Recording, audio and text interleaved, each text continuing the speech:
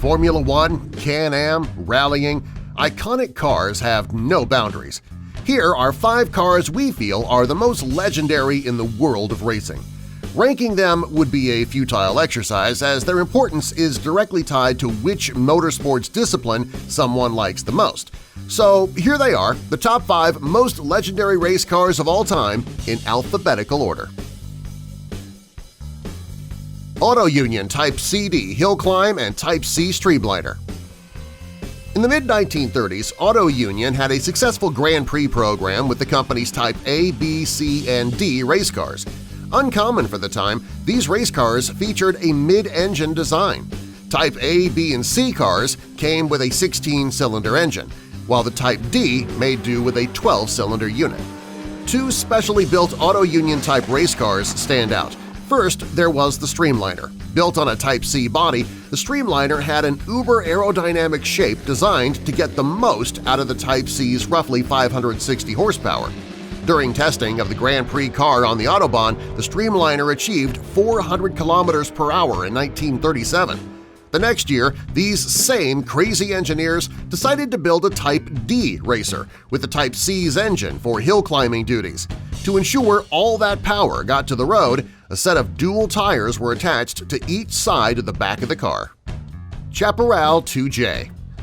In the wide world of Can-Am racing, Chaparral looked at aerodynamics to gain an edge.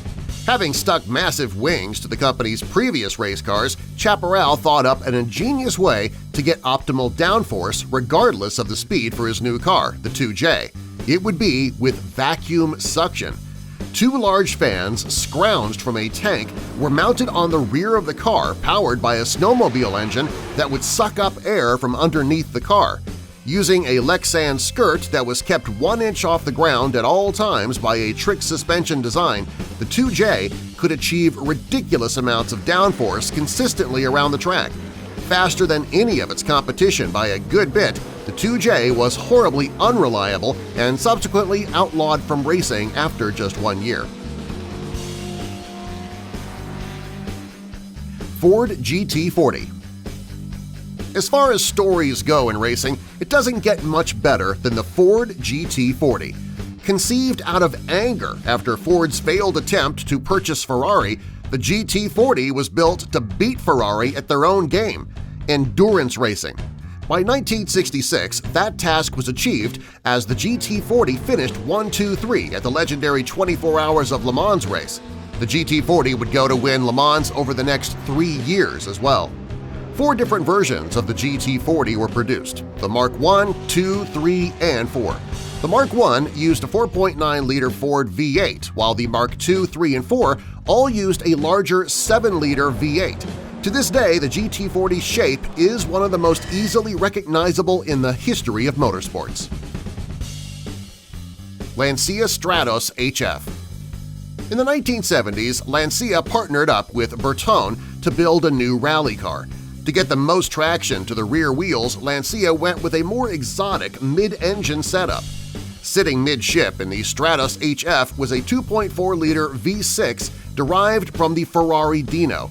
Looking more like a supercar than a rally car, the Stratos HF proved to be very successful, winning the 1974, 1975, and 1976 World Rally Championship. Although another Lancia would find even more success rallying a decade later, it didn't have the same visual impact the sexy Stratos HF did. Tyrrell P34. How do you get more grip when racing? Simple. Add more wheels. Along with regular-sized wheels, the Tyrrell P34 featured 4 smaller front wheels. Not only did this reduce drag and increase the front contact patch, but it also allowed for additional braking force. Introduced for the 1976 racing season, the six-wheeler, as it was known, proved to be competitive, landing on the podium 10 times. It even won the Swedish Grand Prix that year in an impressive 1-2 finish for Tyrrell. In 1977, the car was less competitive, and advances in aerodynamics made the six-wheel design redundant by the 1978 season. Although this wasn't the only six-wheeled car to compete in Formula One, it's easily the most recognizable and iconic.